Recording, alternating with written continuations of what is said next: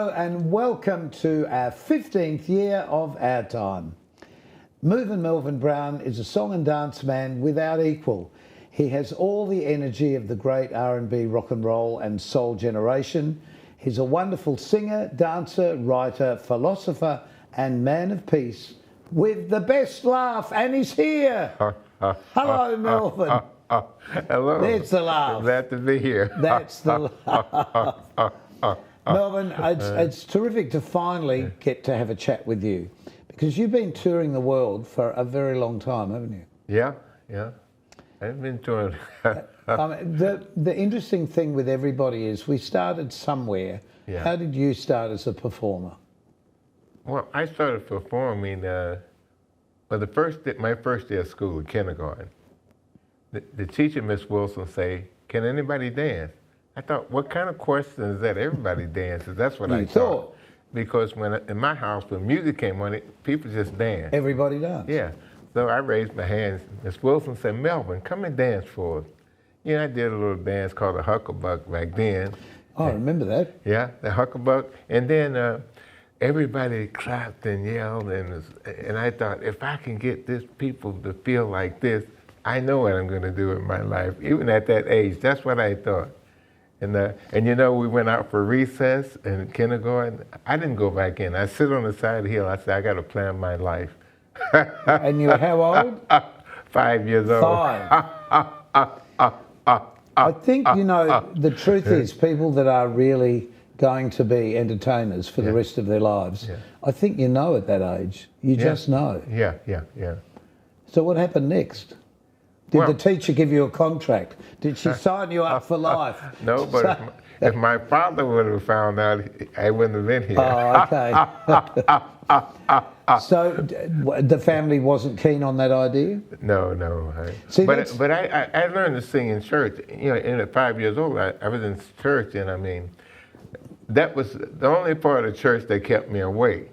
Was the singing? Was the singing. When the singing came on, I was interested. Did you just groove a little while you were singing? And they would say, "Sing loud so we can hear you," and I get in there, you know, and I love it. But the rest of the time, when the preacher was talking and everything, I was trying to stay awake. Daydreaming for the future, I was trying to stay awake because every time I fell asleep, my mother would slap me, so I was trying to stay awake. But I remember one thing. He said that the minister said, everybody was born with something special, a special talent, and you should use that talent. You know, he told a story about the people who buried their talent and didn't use it. I remember that story. Yes. And I remember that story, and after I danced, I thought, okay, I know what I want to do. I know what I'm going to do. But you weren't dancing then. You were you were grooving with your singing. Yeah. But you weren't known as a dancer then. You were known as a singer. Well, yeah, and all through school, whenever they had any kind of play or anything like that, they always called me to do something. I did funny stuff. I kept everybody laughing most of the time in the classroom. And even the teachers, I kept them laughing because they couldn't get upset with me because I made them laugh too. And but every year we had what was called the annual spring review. Right.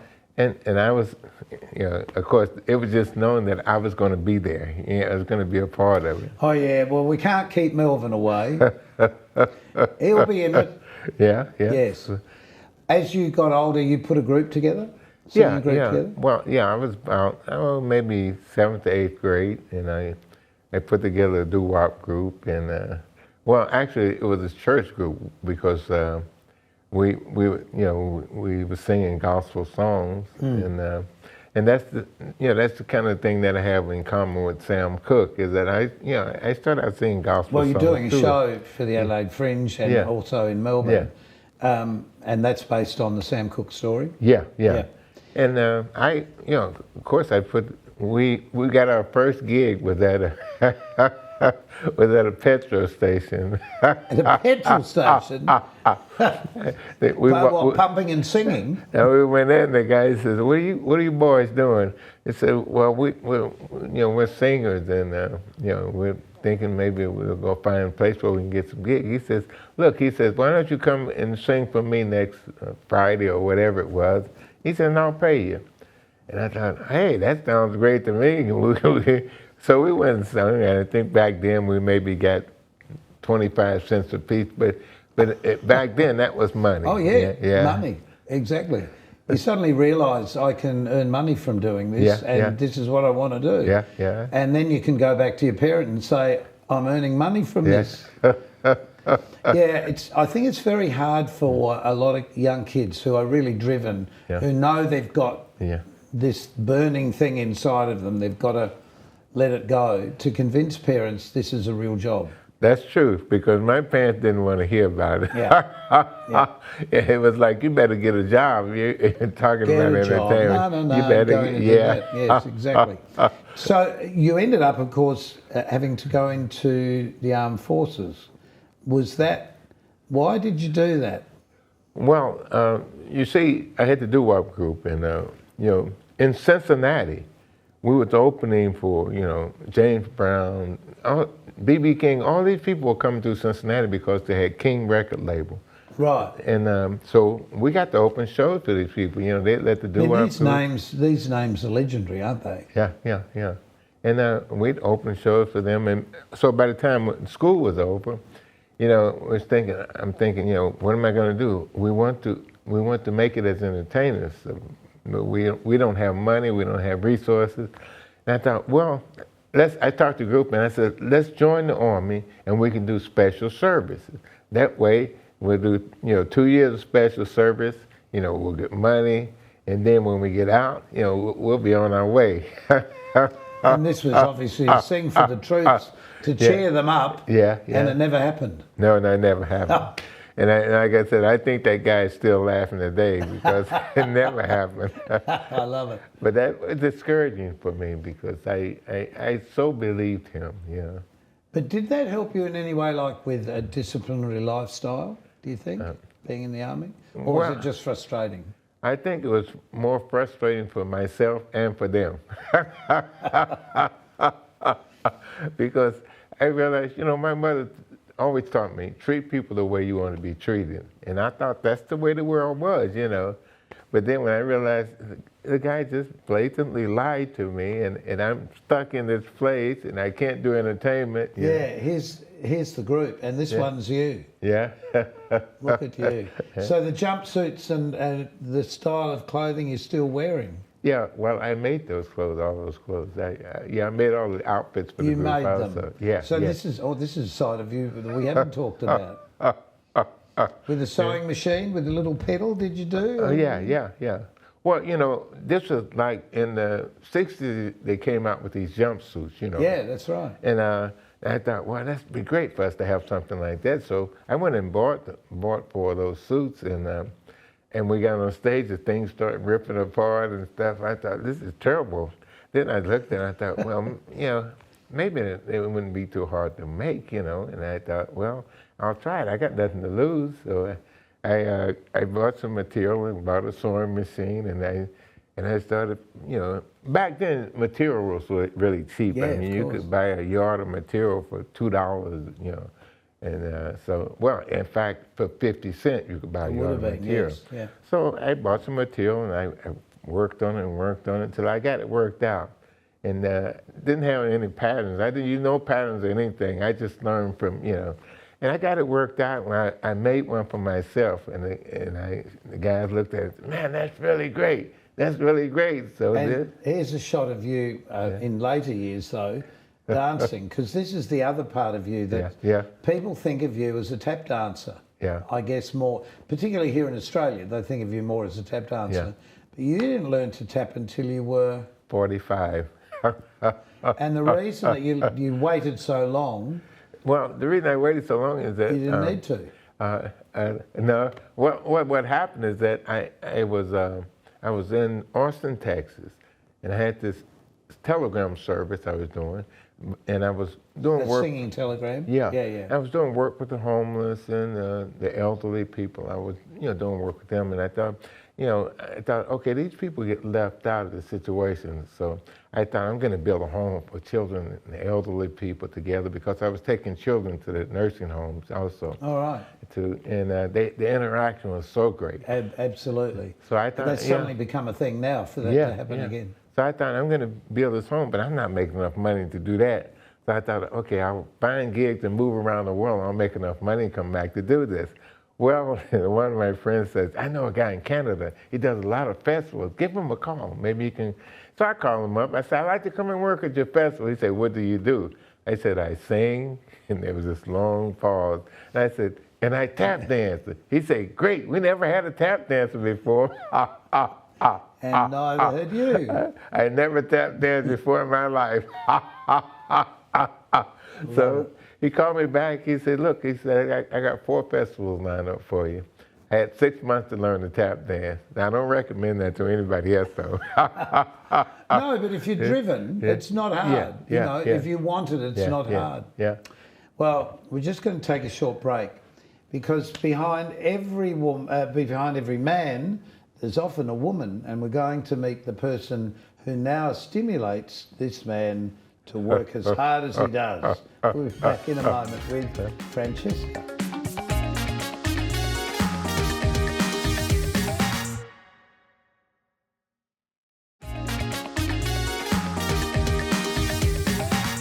And welcome back to Our Time. Movin Melvin Brown is our special guest, but you know, most performers have somebody behind them who makes it all possible for them to do what they do without having to worry about all the business side. And Francesca Sansoloni is the manager, the boss. Well, yes. Now, I actually wear more hats. More what? Hats. Okay. You know, your story as to how you two met and how that happened, I think is a great story. Yeah. But can I just backtrack a bit? When did you start sort of travelling around the world doing all of the fringes and the special events? Well, you know, I told you about the story going to Canada to do the festival. Right. I met a guy at the festival. He says, oh, they would love you in Europe. And he said, I live in Switzerland. They would love you there. I said, well, I don't know anybody in Switzerland. He said, you know me. So I bought a ticket. I bought a ticket after that. And I drove all the way back to Texas after the festival and got on a plane the next day and flew to Switzerland. Oh, crazy. Then you did the Edinburgh Festival? Yeah, then I started moving around. Right. I moved around Europe for a while. And then, in fact, I think I came to Australia also after that. And then... And we're talking like the 90s here? Yeah. And then I thought, I need to write my own show, you know. And so I wrote a show, and I thought, okay, if I'm going to do this, I need to find the biggest festival in the world to put it in. And someone says, Edinburgh. Edinburgh. So I wrote this show, and I went to Edinburgh, and I couldn't get a slot till 11:30 at night. And I thought, at first I thought, well, who's going to go to a show at 11:30 at night? But I thought, well, yeah, I'm going for it. I put this show together. I need to do it. And so I got to Edinburgh, and when I first got there, I went to the venue where the lady was running the venue.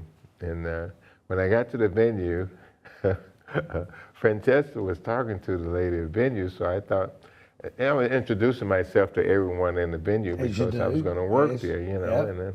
Yep. So the lady at the venue was talking to her, so I thought, well, she works for the venue also. So I shook her hand and said, how are you? My name is, and told her my name. And she looked at me kind of odd, you know. What did you think at this point? Well, I was kind of wondering, you know, because I had just arrived. That was maybe a couple of days. I was there in Edinburgh. And I was still trying to figure out what to see, where to go. But your job wasn't working at the venue. Your job was... No, I was just there to watch shows. I actually had just seen 2 shows. Because you were a promoter agent. Yeah, I was actually with the idea to start a new agency and promoting shows in Italy and eventually overseas.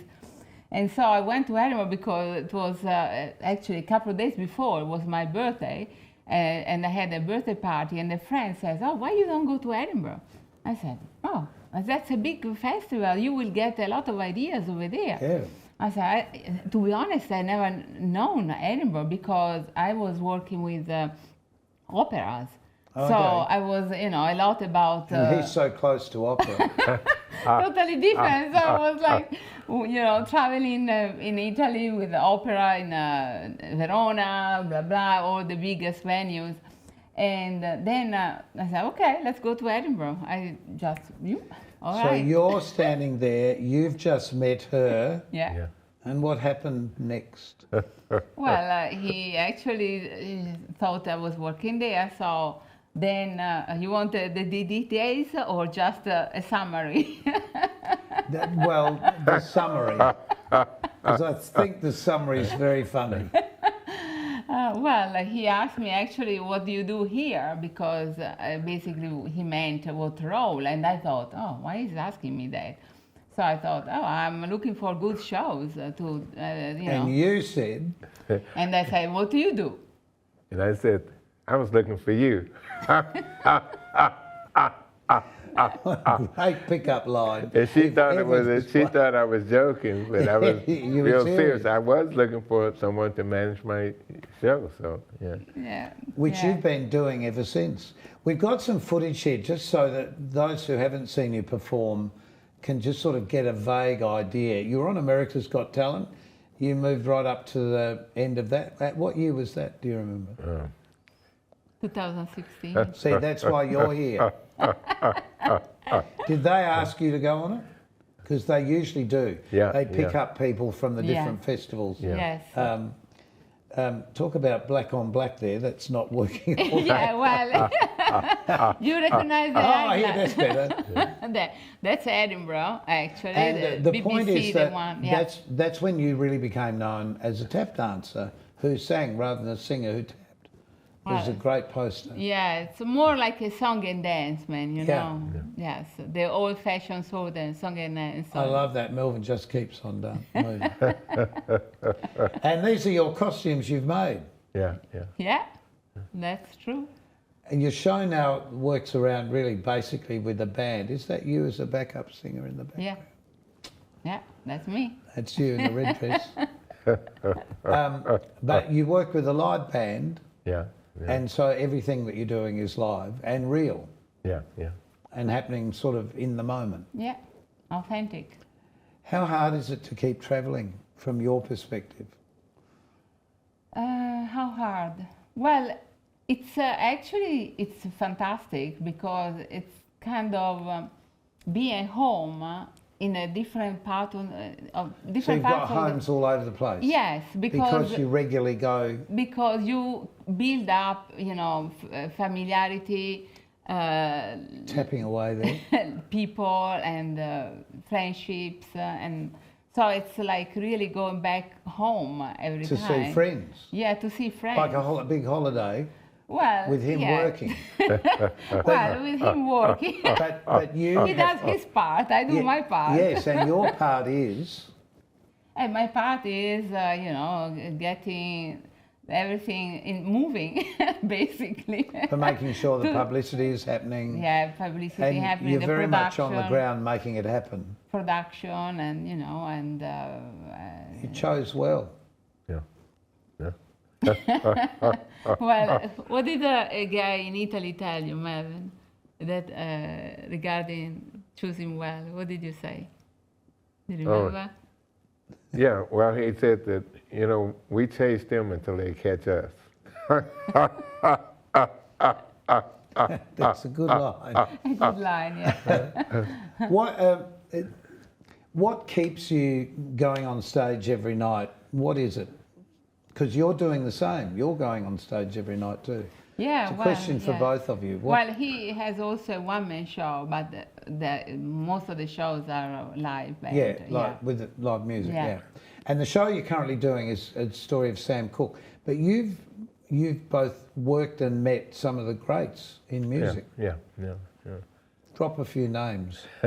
Big note it for a minute. Well, like I said, James Brown, B.B. King. In fact, we used to do the Battle of the Bands when I had my show band. We used to open for B.B. King and Bobby Blue Bland.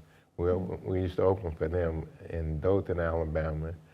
And Just for people who don't know what word opening means, it means that you go on first to warm up the crowd for the big name act. Yeah. And it's a hard gig because they didn't come to see you. Yeah. So you've got to be really good to really... Yeah, that's true. Yeah.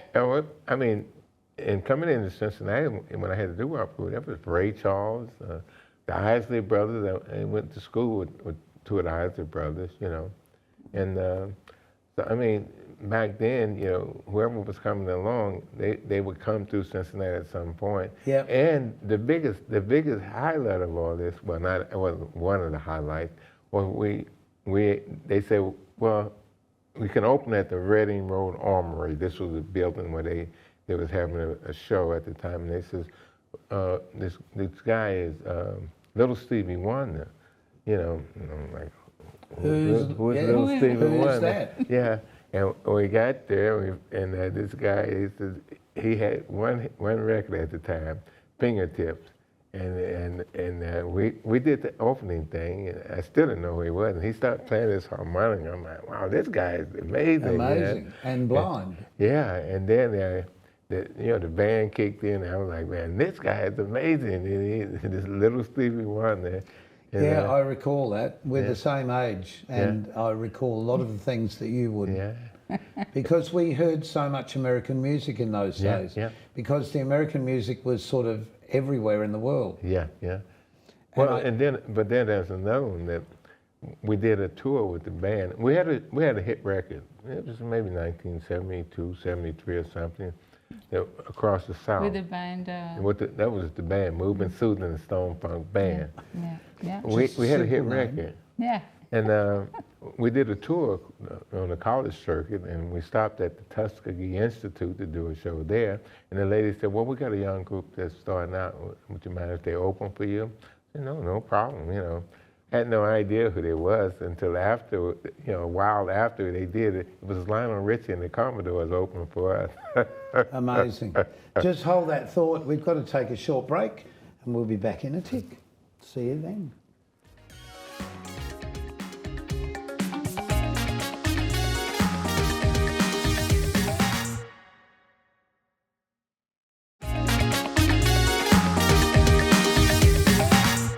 Movin, Melvin and Francesca have been our guests in this episode.